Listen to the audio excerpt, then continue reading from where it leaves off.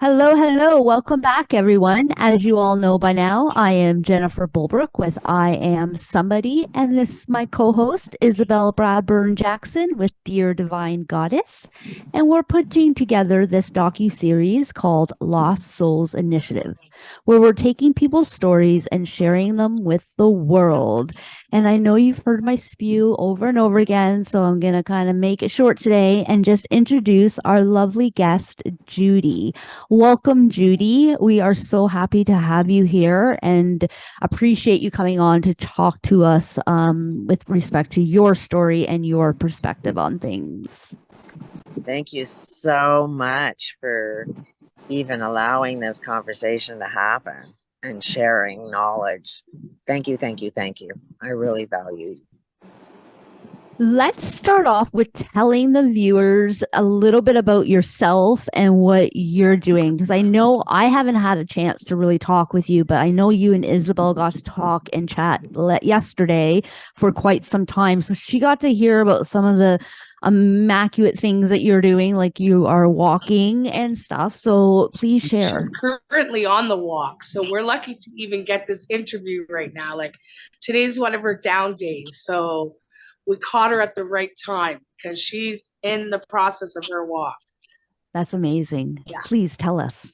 Um okay. I seen this COVID event coming.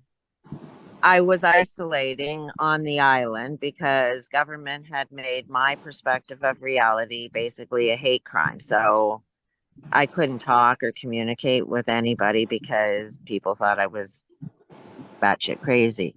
When if you're predicting this COVID event prior to COVID, so after COVID arrives, I got cancer January 2020, and I have a very healthy distrust of doctors because I am on a long-term disability because they say I'm delusional.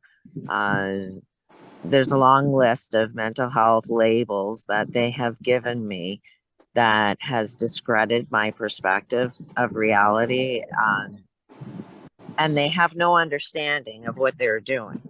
So my education, I'm going to be all over the place.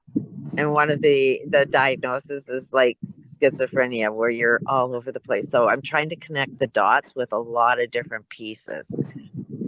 I'm on a long-term disability because I've been predicting this stuff. The diagnosis that they gave me, where they had no understanding of what's going on, but I know what's going on in my brain.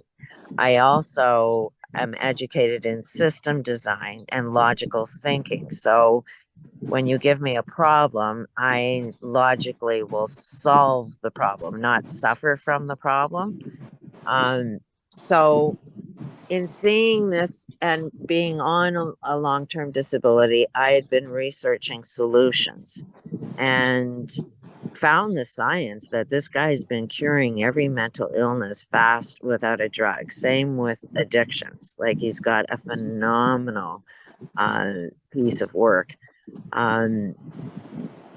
So that's where as soon as COVID comes, I was isolated. I'm now finding my people. Now I don't look so crazy anymore.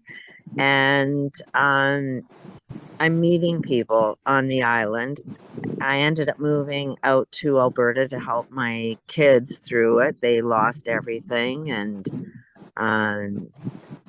the convoy started. I thought this would be a great opportunity for me to share my perspective, but I was quickly always turned down and not allowed a voice.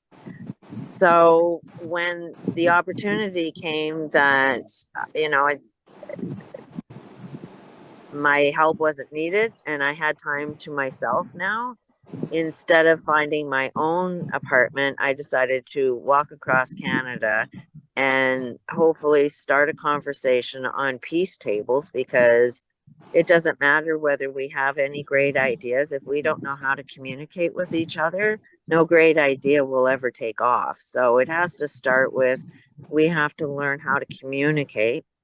I'm not a writer by any means, but I got Chat AI to formulate a book with all of the research I've done. So I've called the book Be the Master of the Game Peace Tables, which I offered a free download on the website. The website's the globalpeacetrain.com.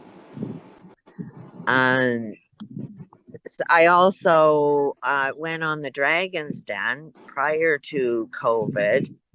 I didn't want them as business partners because I'm totally against that greed mentality, but I went on there to get free publicity. So, because as long as you're putting that energy out there, it will build.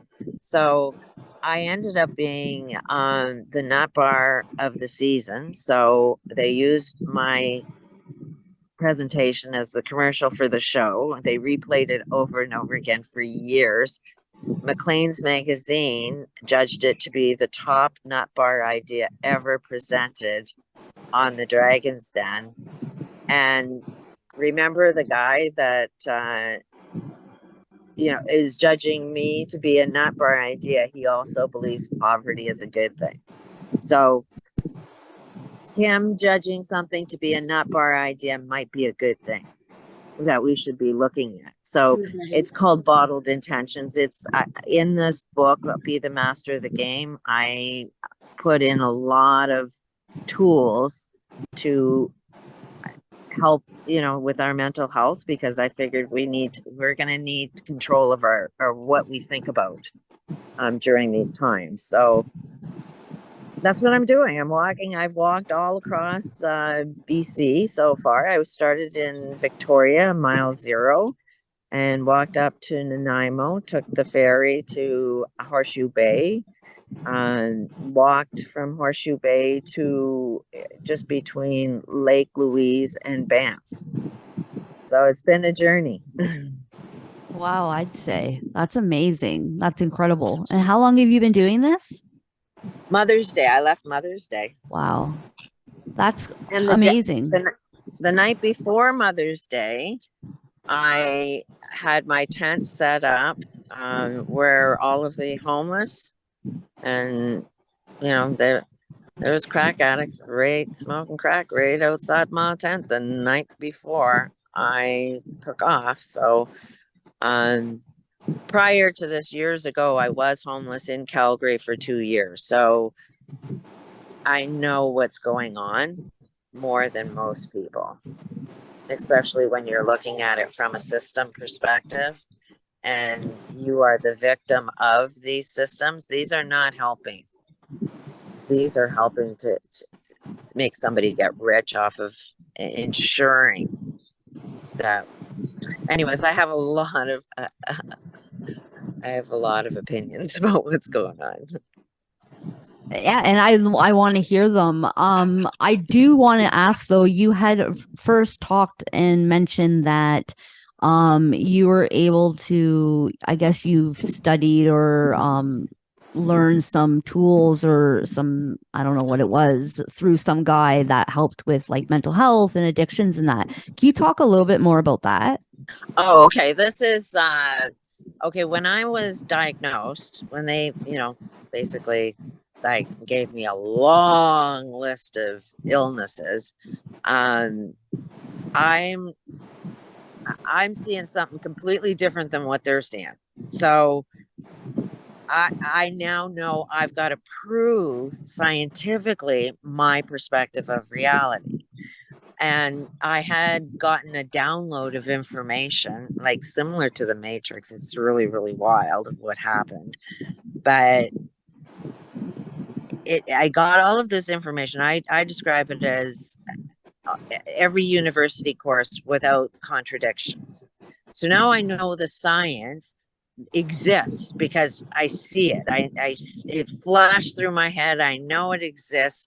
I just have to now find the print, the actual science that's out there.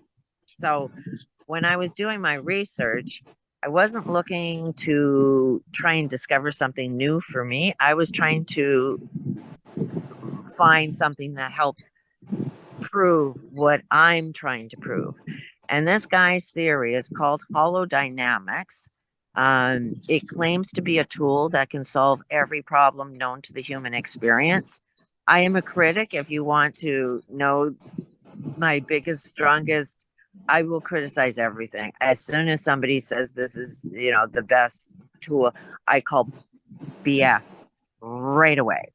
And so I'm looking at his body of work through right guy.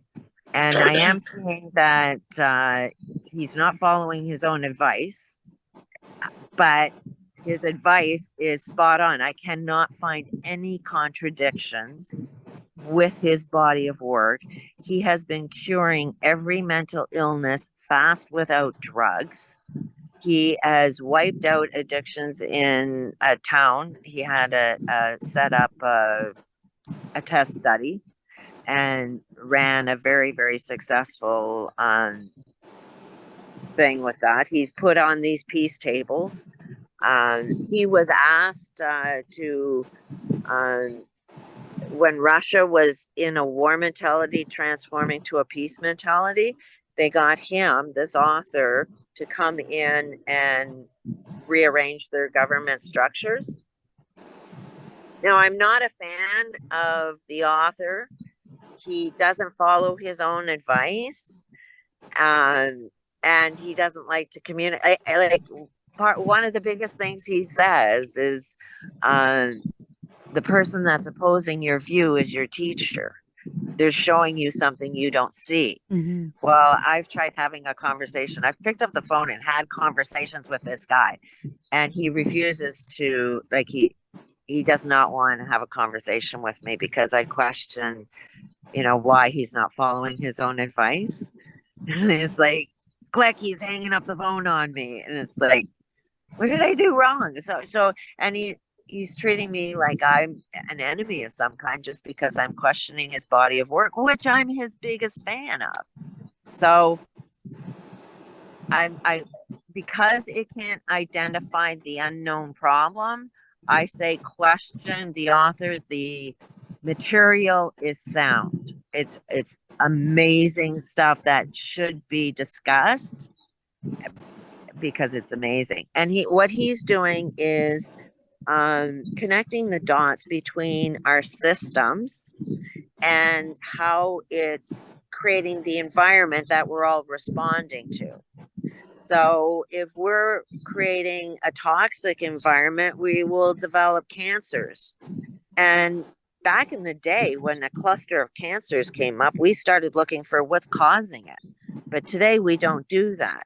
And the same thing applies with mental illness, that if you're having a toxic mental environment, you will respond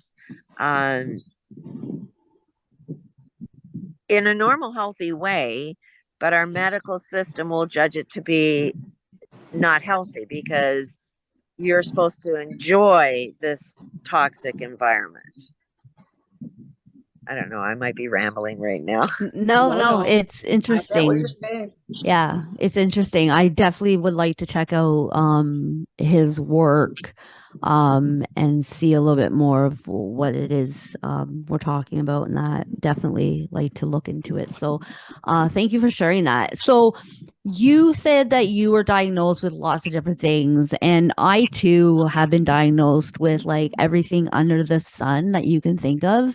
And I don't agree with any of my diagnoses. And I feel like it's just a let's label you this to give you medication to shut you up and move you on. It's like a Band-Aid effect, I find.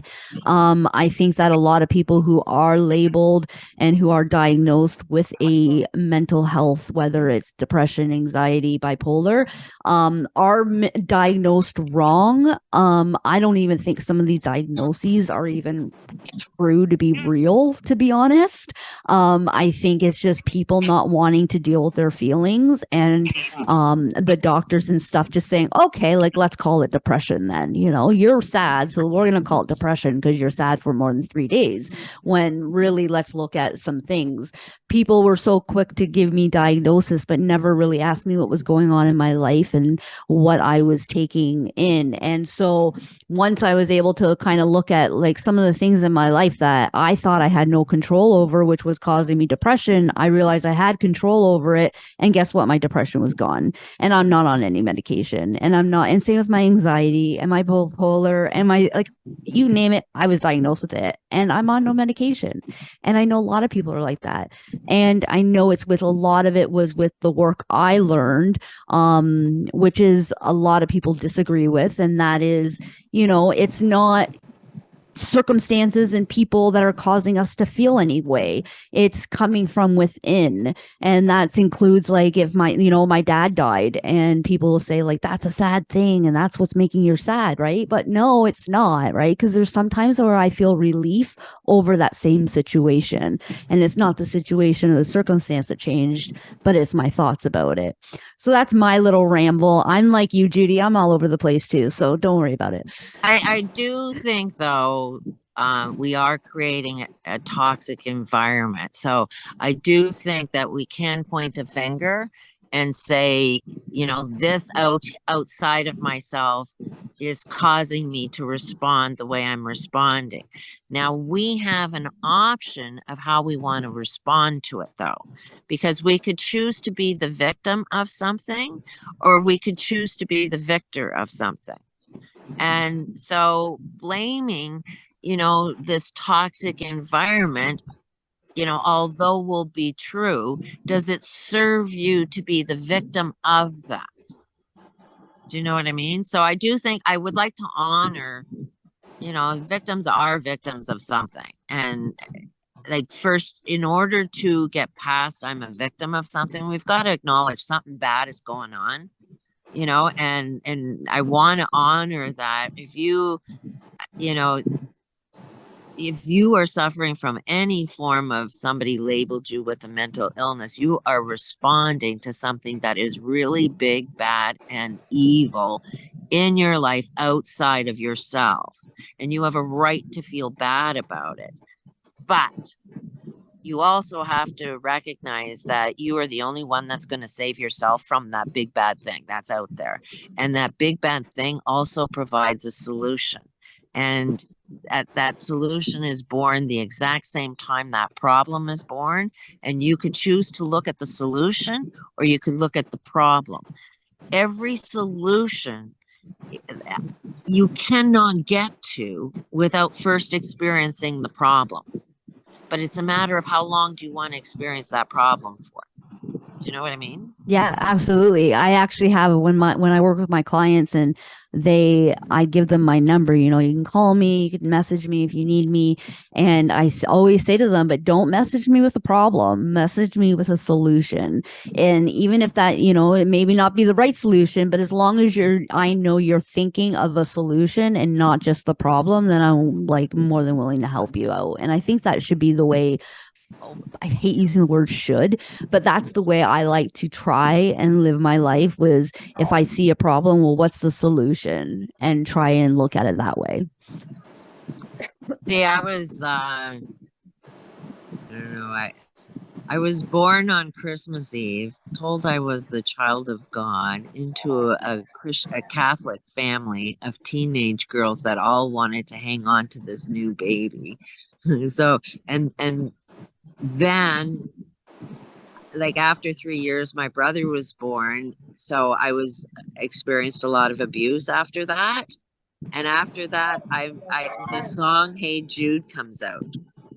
And it's the influence of turning a problem into a solution. So it's like the first years of my life showed me what, being treated with respect and love and everything. I seen what that was like in my life, and then I seen what it was like to be treated like freaking dirt. And then I had this influence from a freaking song that suggested life's about turning a problem into a solution. Turning a sad song into something better. It's funny how just a simple song can change your life. Yeah. Yeah. But and that's the thing, right? Like you never know what's around the corner, what will change, what is the next thing that's going to change.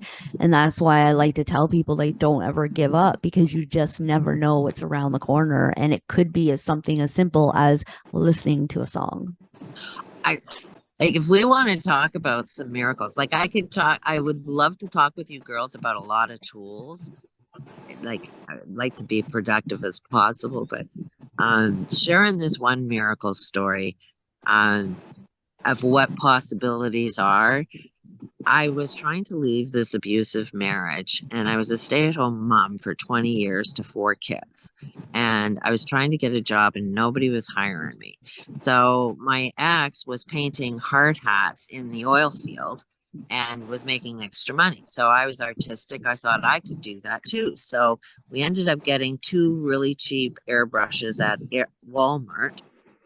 And I started to do my first hard hat. And in the meantime, I had these religious people that wanted to come and talk to me, and then they were bugging me for years and years. And I said, okay, fine, I'll talk to you, but I'm going to be painting if you don't mind.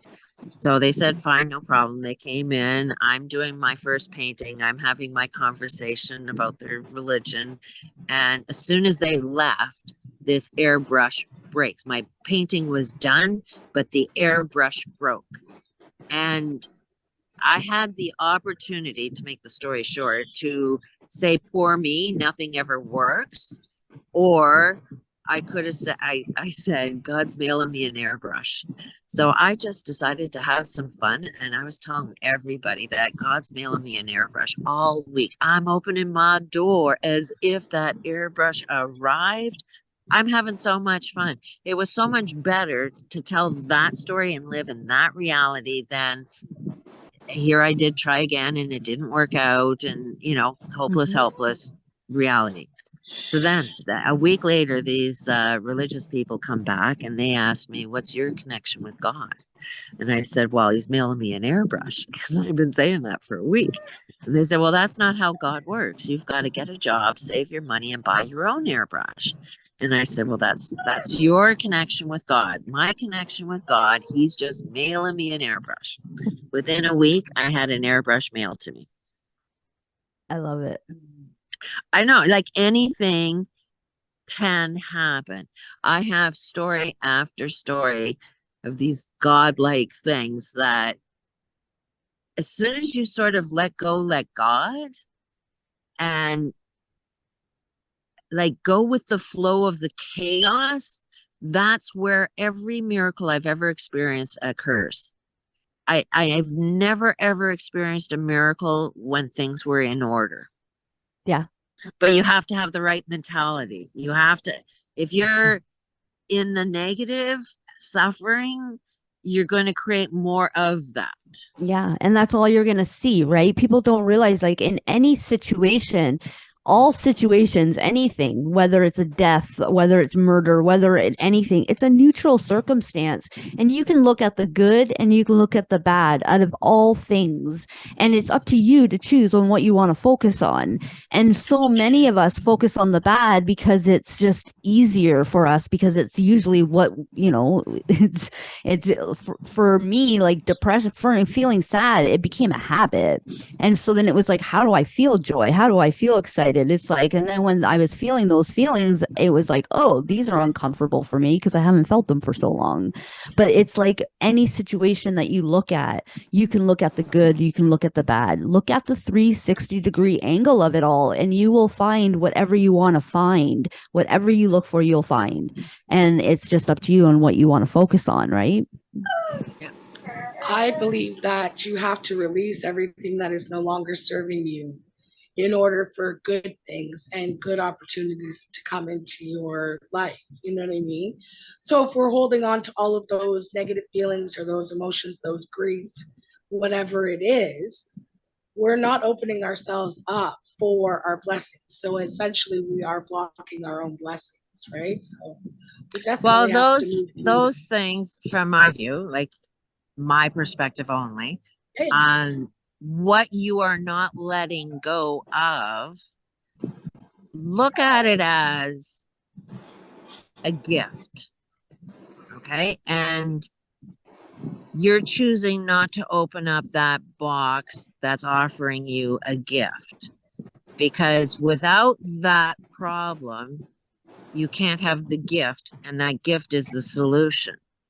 So it's almost like you're scared to open that box, but that box offers you a gift. But that box came into your life with a negative feeling. So we look at that as being a negative. And yet most negative things that happen in our lives are stop signs that are saying you just need a different direction in your life. I And agree. and because you're changing direction, it feels negative. So you're going to avoid opening that box of everything you want. I also No, I think don't know too, why people though, are so scared to go there, but I think too, though, people are so afraid to feel uncomfortable that they don't open the box or they'll just shut the box. And they're like, I don't want to go there because it's uncomfortable, but they're not really looking at the bigger picture. And two, I noticed like we just automatically believe what we think, right? Like we're humans, and us as humans, we just automatically think we're right. And so therefore, if we think something, we're right. And the other day I did a post about this. Someone asked to take my picture. And right away, my response was like, no way, I hate my picture being taken. And I didn't even have that out of my mouth when I realized, like, that's not even true. Like, I'm totally lying to this guy and I'm lying to myself right now, because at one point that was true. I hated my picture being taken. But now it's like, it's not true. I don't mind my picture being taken. I'm good with it. Sometimes I actually really think I look great. And so I'm like, bring it on, take my picture. But because I just like, it's a habit of me thinking that and believing that. And I didn't really look at that thought lately, that it was just something I was carrying with me, that I don't like my picture taken. And so even though I don't believe it anymore, and I didn't believe it anymore, I was still carrying it around with me and believing it until I finally let it out. And I was like, wait a minute, that's another thought that needs to go. Like, that's just a thought, right? And I think that happens with a lot of us. We get so used to thinking certain things, and they may be true and they may be serving us at one point, but now are they serving us and are they true for us now? And no, majority of the time we're not re-looking at those things that we should be looking at, if that makes sense. that's no 100%. That's I think what's helped me keep my sanity is constantly being aware of every single thought I have in my head. And if it's, the repeating thoughts are the ones that are creating your reality. So you want to be aware of every single repeating thought that you are saying over and over and over and over again in your head. And that thought, if you're not in the I'm loving my life 100%, that thought needs to be looked at and changed. And it will always be a thought of limitations, and there will always be a truth that you can turn it around into it being unlimited of something. And even if you can't see it, just asking the questions, in how many ways can I say something positive about that situation? When you're asking an open-ended question, in how many ways can I find a way to see this positively, you will get things in your intuition and think you'll just get a good idea. And then you're replaying a different story, because it is a choice of what you want to say. And life is all about stories, and they're nothing but stories you believe to be true, but they're all friggin' bullshit stories. Every one of us are telling bullshit stories. Yeah. If we're going to tell bullshit stories, why not tell something that serves you and serves your world that you live in? Yeah. I My tell idea. myself all the time with any kind of negative experience or anything that kind of happens to me, it's not happening to me, it's happening for me because it's either a lesson or a blessing. Right. And that right there just shows it's not even the situation that's is good or bad, right? It's the way we look at it. And that goes for everything. And so just really I have to really remind myself, like, when someone passes away or like with somebody's calling me a bitch or whatever the case may be, I have to remind myself, like, that's just something neutral. Like, it's how I want to look at it. Like, that has no bearing, because the way I look at one thing, the way you look at one thing, and the way Judy looks at one thing, all the same situation, but we all have different stories about it. It's like when you grow up in a house with Different like perceptions. siblings, we all grew up in the same house. We all, lived the same way, but we all have a different story and a different experience, right? Absolutely. Yeah. And I think people just have to be more aware of that. And like you said, Judy, be aware of the thoughts that are going on in your mind, because that's what's having you feel and giving you the drive to act and giving you the results you're getting, is all based on those thoughts that you're having and the beliefs that you have. That's what this bottled intentions is all about. This is what I think saved my life. And anybody can use it. It's a free idea. It's about getting 6 different water bottles or 6 different cups or something that's 6 different that you could put these intentions on. And you use every time you go, because every human needs to drink something during the day, you're using what you drink to help you pay attention to what it is you're thinking about. Now, these 6 intentions, I hope I can remember them all. If you're lacking the feeling, these intentions are not about thinking positive, it's about feeling. Because when you're feeling something, you're creating the peptides and proteins, you're changing the chemistry in your body when you're intentionally trying to feel something. So when you go and take a drink, you want to feel these intentions. One of them is love and happiness. If you're suffering from depression, feeling love and happiness is not going to be an easy thing to do. But you will get out of your depression if you even try for a second to feel what it feels like to feel love and happiness. It's listen to a song or try and remember a time when you did feel it, but just go for even 1 second. And if you can see that you can control your brain when you're depressed to feel love and happiness for 1 second, you are getting control of your brain. And you could do it for, if you could do it for 1 second, you could do it for 2 seconds. Mm-hmm. So that's how the theory works. The next one is alignment and harmony. Now, when you're having a challenge, you will always think that you're connected with the right people at the right time to make hell on earth for you. You can choose to see that and you will create that, or you can see that you're in perfect alignment for the people to create the perfect heaven on earth for you if you see that in other people. So it's a choice of what you want to see. So when you're drinking this water, it is a reminder of how am I viewing people? Am I viewing them as my enemy or am I viewing them as my connections? Another one is confidence and certainty. If you're lacking confidence and certainty, you're creating a hell. If you're full of confidence, that's when you're a creator. That's when you're pulling yourself out. Gratitude and humanity. That's another one. You cannot, when a problem shows up, you have to be grateful for the problem to be able to see the solution. If you're not grateful for that problem, you're stuck in a negative state of mind. And in a negative state of mind, you're never going to find a positive solution, because you need to find a positive solution. You have to be in a positive state of mind. I don't know, have I said all 6 of them?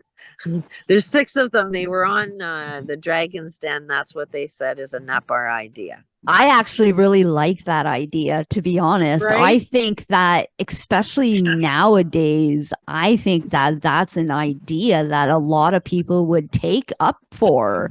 And I think whoever told you it was a nut bar idea is probably kicking themselves in the ass right now, because right now, in this day and age where the self help and everything is so big, I think that would be really something that would That's hit the shelves. Maclean's magazine labeled that as the top nut bar idea ever presented on the Dragon's Den. And it's Kevin O'Leary, the guy who says poverty is a good thing.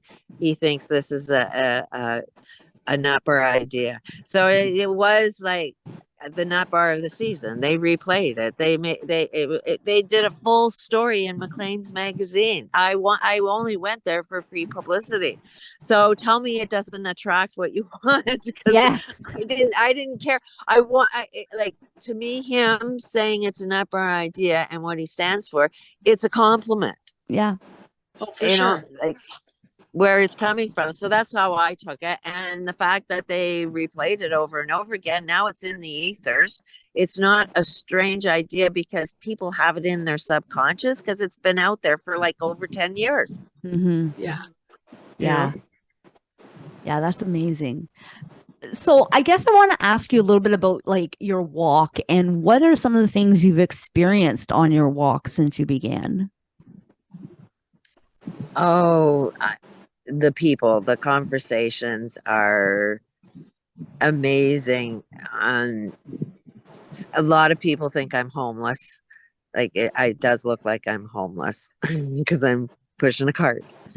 And so they look at me weird, and I tell them I'm walking across Canada, and then they sort of stop, and I ask them if they want to see a card and can I explain what I'm doing, and the conversations from there are amazing. People, no matter what side of the political fence, what I've been saying really short is we're Canadians, we're peacekeepers, and we're getting a little too divided. And I'm trying to introduce the idea of peace tables where we can improve our communication and turn our problems into solutions without a compromise. And I want to bring up the conversation of mental health, and everybody is loving the idea. Like a lot of these conversations are personal. A lot of them are, people that were suicidal and they really want this conversation to go on. I don't film any of those. Um, so people just have to believe that it's happening. Every once in a while, somebody doesn't mind being on camera, so I'll put them on, but um it's definitely the conversations and what people are like in person are completely different than online. Absolutely. Yeah. What do you think is The idea surprising you is most on keyboard. this walk? That I could do it. Like,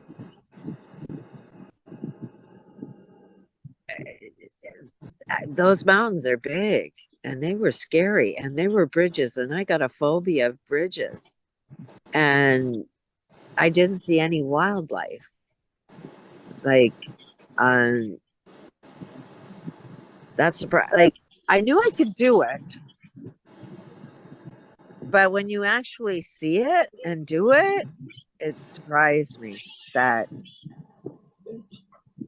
I've driven those roads before. I knew what those mountains were. I was scared to death because I knew they were going to be big. But I guess it surprised me. Let me ask you this. You were scared to death and you knew you could do it, but a little bit of doubt as well. What helped you do it? What helped you get through it? Oh, the future of my grandchildren. Like, if I'm sitting at home and doing nothing,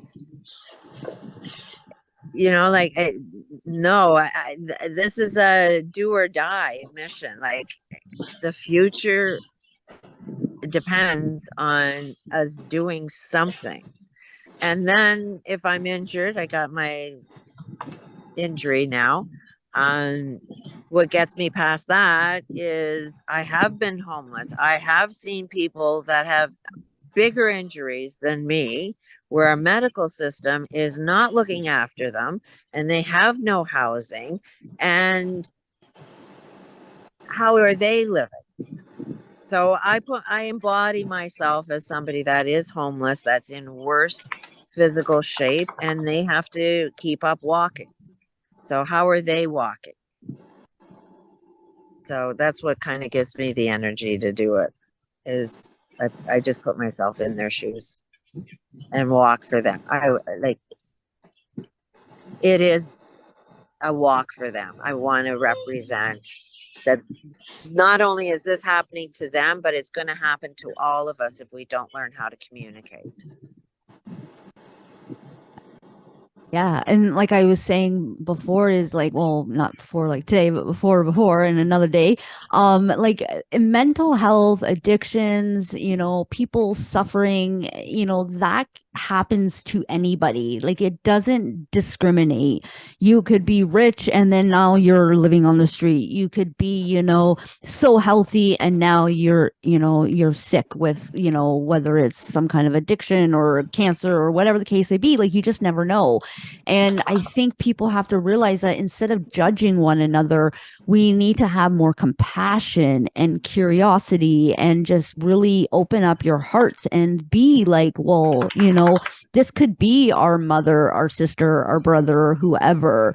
And when we're so down and out and having our pity party on ourselves, really looking at like there are people out there who are homeless, who are sick with cancer, who are suffering, and and then just take back the gratitude that we have with the lives that we are living, right? To me, I see that those that have their house and that they're comfortable, and judging somebody that's homeless, and they are the really nice helping people that they want to create affordable housing, they are the new homeless, and they don't see it coming. Yeah. They refuse to see the causes that are creating the problem. And as long as they don't want to see the causes and they want to blame, oh, it's your bad decision.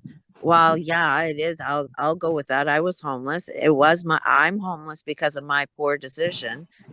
But my poor decision is the same poor decision that people that have a house and they're comfortable, they're making the same poor decision that got me homeless. So they need to have the conversation with people that are poor, because people that are poor know there's a problem. People that are watching and judging, they don't even recognize a problem exists.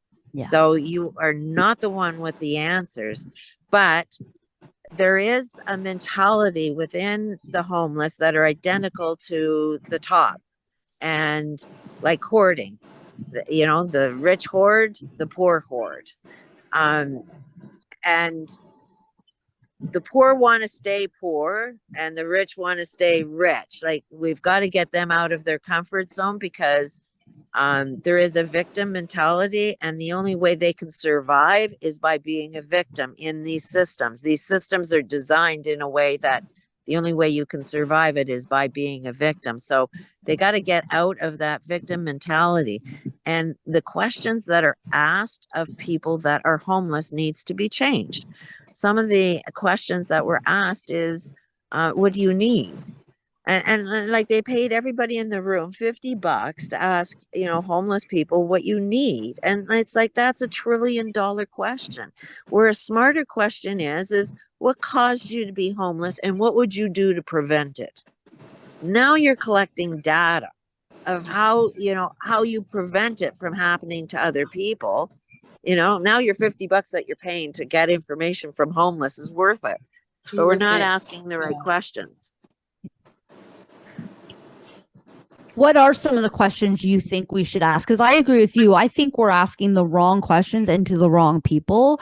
I think we need to go to the people who are homeless or who are, dealing with depression or addictions or whatever, and talk to them about what it is that's number one, what got them there, and I think the question of what they need needs to be addressed too.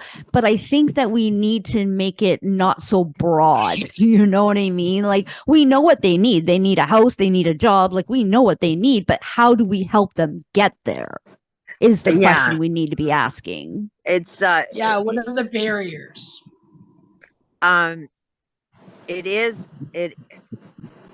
Every one of our systems are designed to cause and create everybody to be homeless. Like, this agenda of you will own nothing and you will be happy, that has been in play since they created Magna Carta.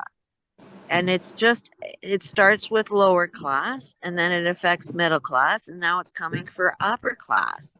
It's all of our man-made systems are designed to create the environment that causes all of the social problems that we're having. So if you wanted to end it, we have to redesign these systems that we live in. And these systems that we live in are crashing anyways. We need a new economic system with a new value system. When we see homeless, now we're seeing, like, we're looking at things through the lens of where's the profit? And so we're seeing a bunch of people that are homeless. We're going to create a social problem, like a new industry out of it. So we're going to create a new university courses so people can learn how to service this new problem. Now these people in this helping industry are dependent on that social problem existing for them to get their paycheck. So there's no motive to end the problem when your paycheck is dependent on that problem existing. So can you connect the dots of how our economy is dependent on all social problems existing? And there's no motivation to end it. Otherwise, you're ending your job. So the only way to solve that is by having a new economic system in a new value system where we value, a healthy reality, not an unhealthy one, in my opinion. And I think it's simple. I don't think it's a hard thing.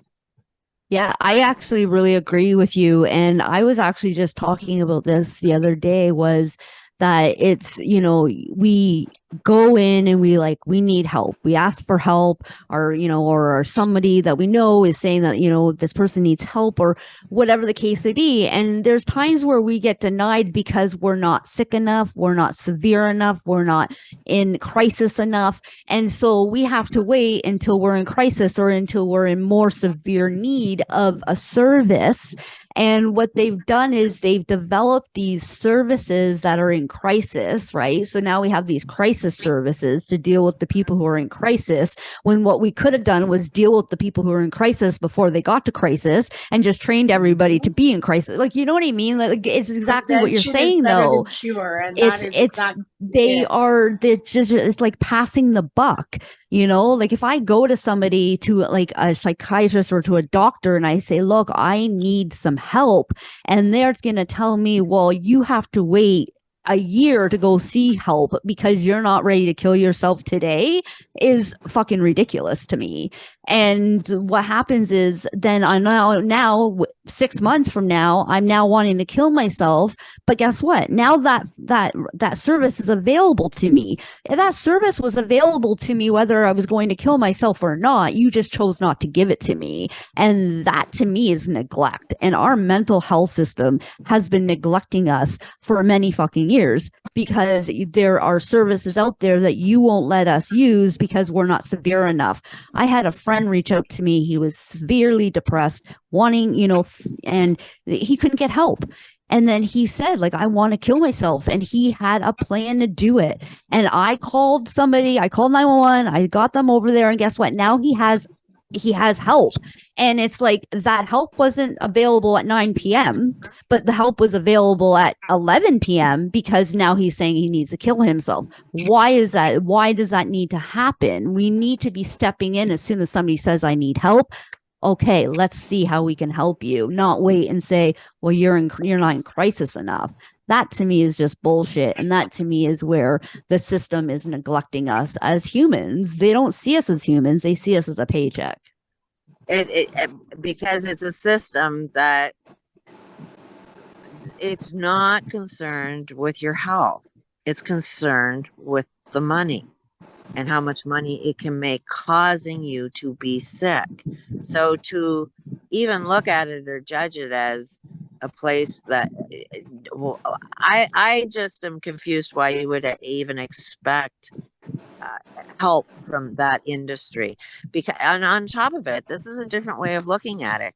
If all of our systems are designed to result dysfunctional behavior, when you go and see a mental health professional, they're trying to make you fit within those systems.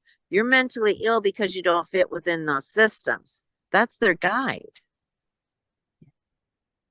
Are we there? Yeah. Yeah. And I think too that we need to relook at the guide that they have out there for each of these things, because like I said, like there's times where people are like, yeah, you know, I've been diagnosed with this, and they tell me what it is, and I'm going, well, it sounds to me like, you know, it's like, especially with kids, like, oh, my kid's got ADHD, I got to get them on some medication, blah blah blah. Why? What is your kid doing? They tell me what their kid's doing. I'm like, that's a kid. He's acting like a kid. Like, your kid doesn't need nothing. He doesn't need doesn't need a diagnosis. He needs to be left and let him be a kid. And I think that happens with so many things that are going on with especially the mental health system. We just get diagnosed, we get pills thrown at us. It's like a hush hush. How do we profit from it? How do we, and we're not looked at as humans. And I think they made that clear when they decided to make the new rule where you can now, they'll assist you in killing yourself. Like, that's just fucking bizarre to me. Absolutely bizarre. This holodynamics theory, it can cure every mental illness fast without drugs. It's definitely worth taking a look at. That the cure ends up, to sustain your cure to any mental illness would mean a change of these systems, because these systems are what's causing the mental illness. That once you see what you need to change, your now life passion, once you see your life passion, like this science taps you into your answer, it taps you into your purpose of why your problem is there and why it's a gift for you and what you're supposed to do with it. And once you see your life passion, there's no stopping you. It's the same thing as my walk. You cannot stop your passion. And when you have that level of passion towards your solution, you're creating a new world.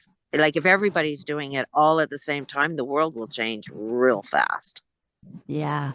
Yeah. And I even said the other day, I said, why don't we all just, everybody who lives, like, who has a house or an apartment, everybody take $1 out of your fucking wallet and put it in the pot. And if we did that just in Hamilton alone, we would have how much money in the pot? And then we, like, obviously we would have to do it. We couldn't give it to the government because the government would blow the money, but we help the people who are homeless in that, right? Like, it's just $1 for every single person. You would have something to start with, instead of this, like, let's just sit on our thumbs and, like, have all this excuses for why we're not getting anywhere closer to where we need to be with the solution.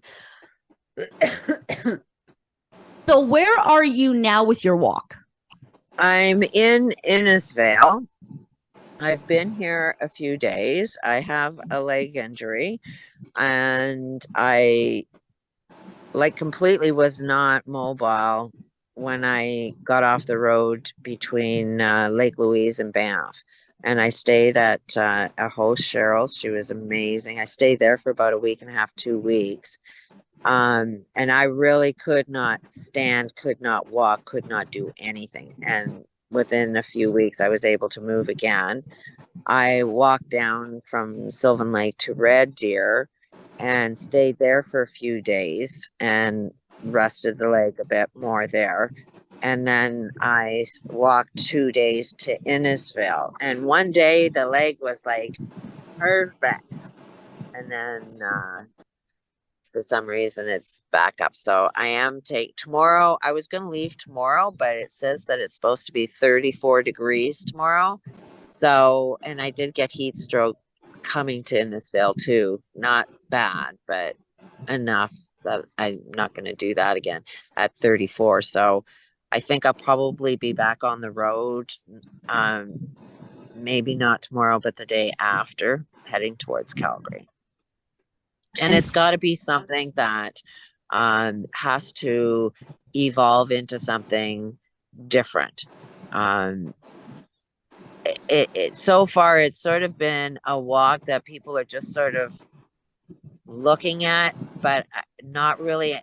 There's no conversation about what a peace table actually looks like and the benefits of it, and how we can actually get in there and have some peace tables and mental health conversations. Everybody wants a mental health conversation, but nobody's actually having that conversation. So that's where I think in Calgary, I have to get a residence to help out my son again and my grandkids.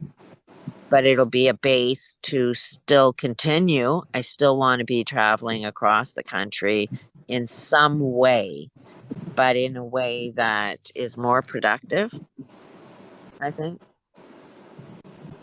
What is a peace table for those people that don't know? It's a very well structured conversation where two opposing views can find agreement without a compromise. Before a conversation starts, both sides have to realize what it is they want out of the conversation. So that process is, what do you want? Well, I want A. And then you keep asking, well, what do you get when you get A? Well, I get B. What do you get when you get B? Well, you get C. What do you get when you get C? I get D. You keep asking what it is you want and what you get with what you want until you get to a root level.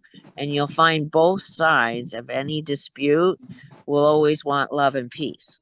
So when you can get people to that stage of realizing they both want the same thing, and to approach this peace table, you have to agree you're wrong about something. So that opens your mind and your perceptions to hearing a different perspective than your own, and that you could be wrong, and you're open to hearing where you could be wrong. But both sides have to be doing that. It has trackers so that people are watching the conversation and looking for triggers.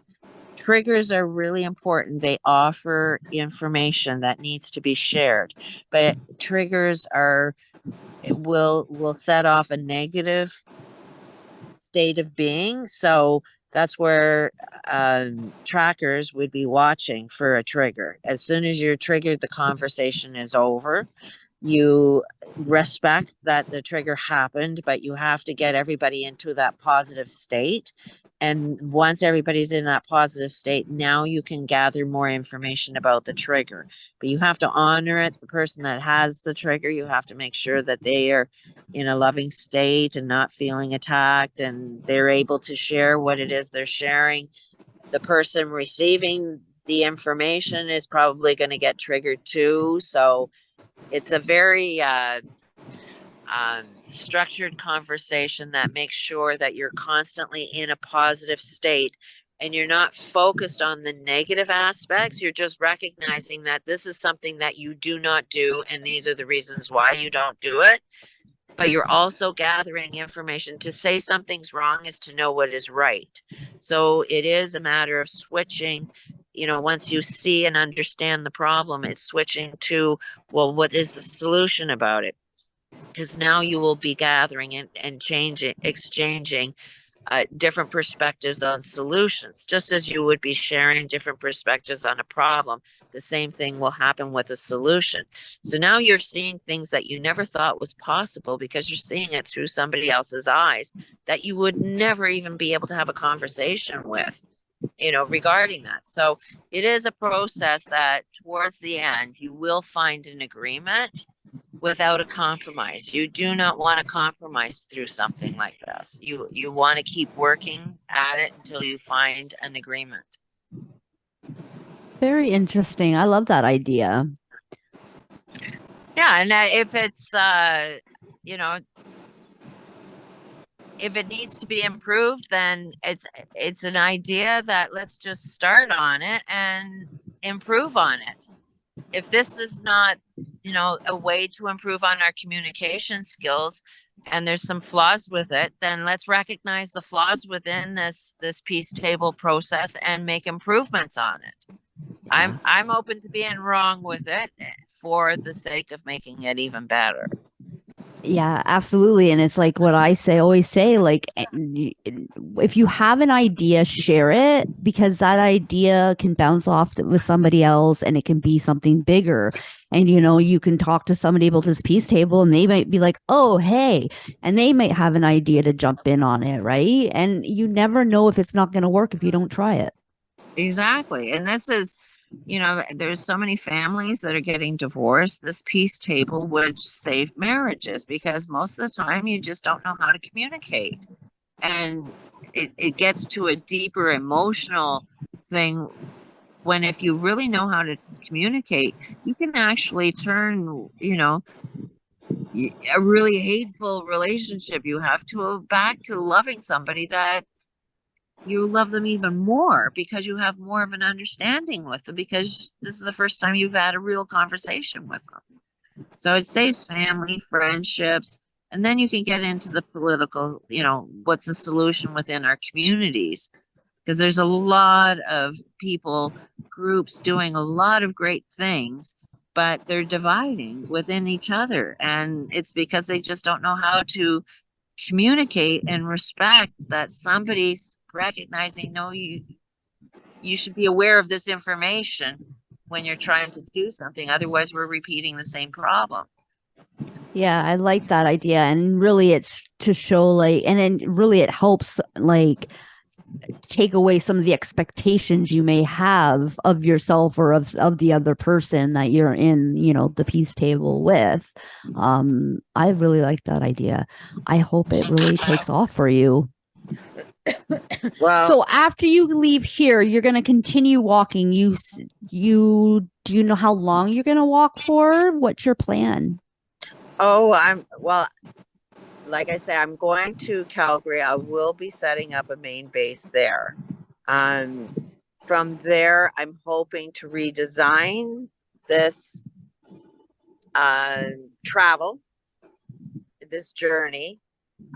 It's not ending until everything has changed. Like this is more of a life purpose of just constantly sharing and talking until everything is solved. Yeah.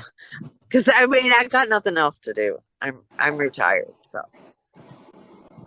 it's focused on changing a better world for everybody. I love it. And I have to say, I absolutely appreciate you doing this because even if it just turns one head, two heads, that is making a difference. And it sounds like you're making conversations everywhere you go. And that is huge. Conversations that would not have happened if you didn't take this walk. Thank you. I really value hearing that because it is lonely.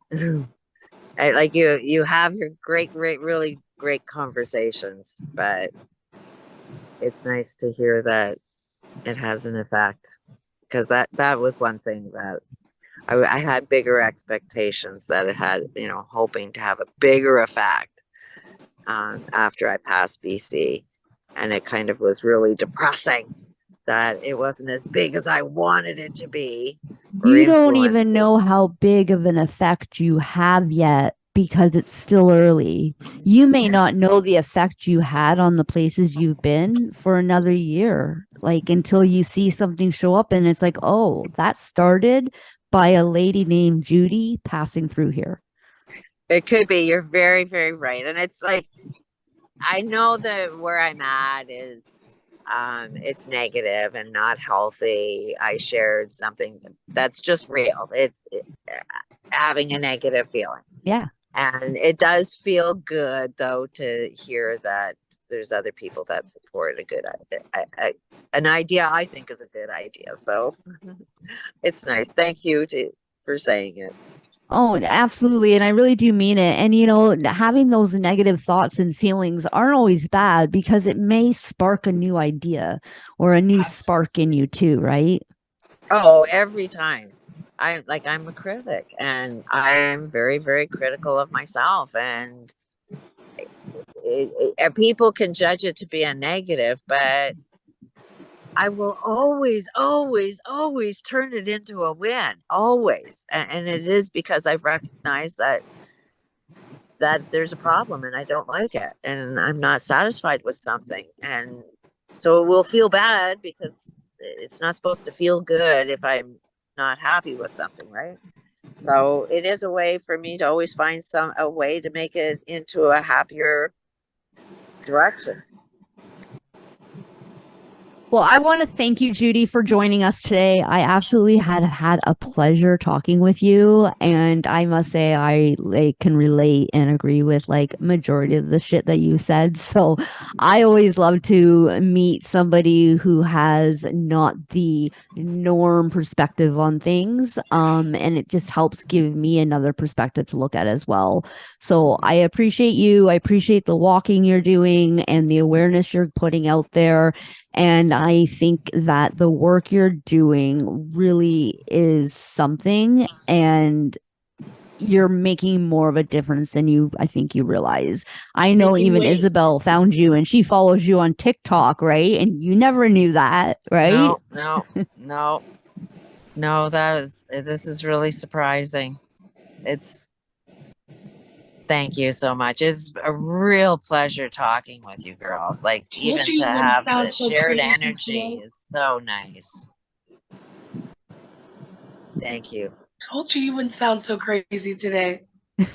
No, it is when you're with like-minded people and sharing what we both all sort of agree on. It's a good conversation. So I really enjoyed it. I could talk with you girls for days. That was me last night with you. I'm like, we could talk for hours, but we both really need some rest. Yeah. Yeah. Awesome. Well, I do have to go. I do have a client waiting for me, but I do want to again thank you, Judy, for coming on. I'm definitely going to check out your TikTok and start following you. So accept me because I know you're private. And you know, keep up the good work and just always remember, you know, your why of why you're doing this. And I believe that you're going to get that peace table thing happening and make some heads turn if you're not already. Thank you so much. I appreciate it. Please, if you're ever having a down day and you just need somebody to talk to, please, please, please reach out to both Jennifer and I, you know, or I. We're always here. We're always here. Sometimes it just takes somebody to kind of be like, okay, you're not alone. So let's keep it going. Even if you're feeling a little lonely, right? You now have two new friends. Thank you so much. Don't be like, if you do see me emotionally having emotional down day, I'm usually really good. I'm trying to show people the process of having a bad day and this is how you get over it. So I don't want to do it to worry people. But those days are necessary, right? Exactly. So that's where the release comes from. Yes. So we release the things that are no longer serving us so that we make room for the things that are. So those days are necessary. And I know that. And we all experience them. And so let's put them out there so that we know that we all experience them. Having all of this beautiful Exactly. things on TikTok with filters and everything all the time is not reality.